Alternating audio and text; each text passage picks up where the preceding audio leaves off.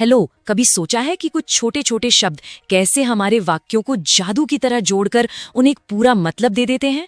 आज हम उन्हीं पावरफुल शब्दों यानी प्रेपोजिशंस के रहस्य को समझने वाले हैं। जरा स्क्रीन पर इन वाक्यों को देखिए। The book is the table, the cat jumped the box. कुछ अधूरा सा लग रहा है ना? इन खाली जगहों में कौन से शब्द आने चाहिए? यही वो शब्द हैं जो वाक्यों में जान डाल देते हैं।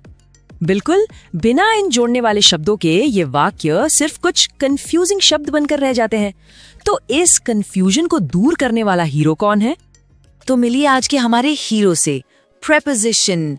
प्रेपोजिशन वो छोटा सा शब्द है जो एक नाउन या प्रोनाउन का रिश्ता या कह लीजिए कनेक्शन वाक्य के बाकी शब्दों से जोड़ता है। बेसिकली ये बताता है कि चीजें एक दूसरे से कैसे जुड़ी हुई हैं।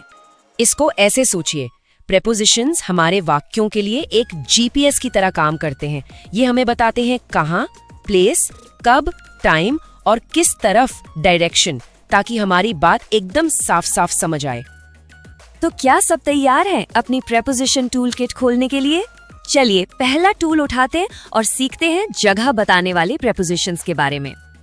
देखिए, किताब मेज के ऊपर है, इसलिए हम कहते हैं ऑन द टेबल। वो आदमी कमरे के अंदर है, यानी इन द रूम। बैग कुर्सी के नीचे है, तो अंडर द चेयर। और वो लड़का अपने दोस्तों के बीच में खड़ा है, मतलब बिटवीन हिज फ्रेंड्स। देखा कितना आसान है। चलिए अब अपनी टूल किट से अगला टूल निकालते हैं, समय बताने वाले प्रेपोजिशंस। ये शब्द हमारे वाक्यों को कैलेंडर और घड़ी से जोड़ते हैं। यहाँ एक पैटर्न पर गौर कीजिए।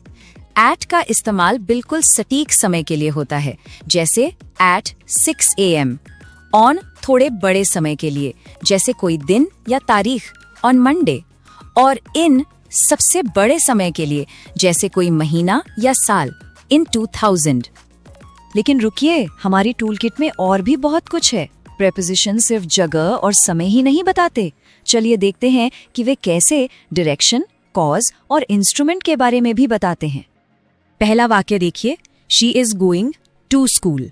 यहाँ टू हमें डायरेक्शन बता रहा है। दूसरा, he was absent because of illness. यहाँ बिकॉज ऑफ हमें कारण बताता है।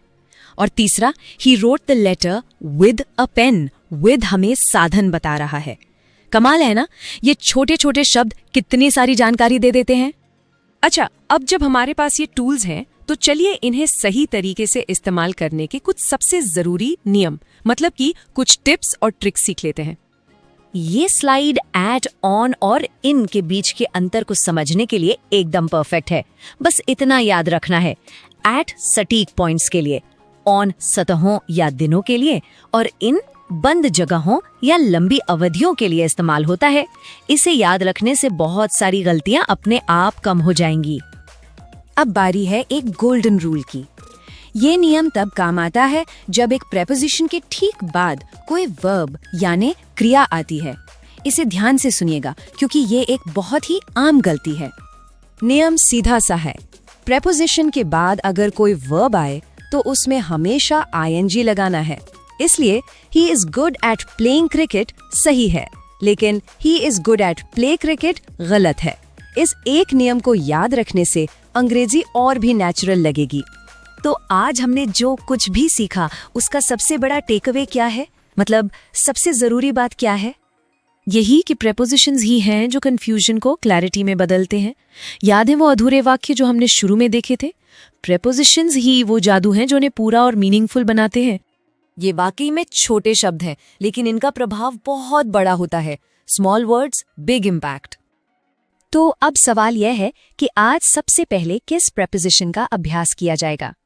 प्रैक्टिस करते रहिए और अपनी भाषा को बेहतर बनाते रहिए। मिलते हैं अगली बार।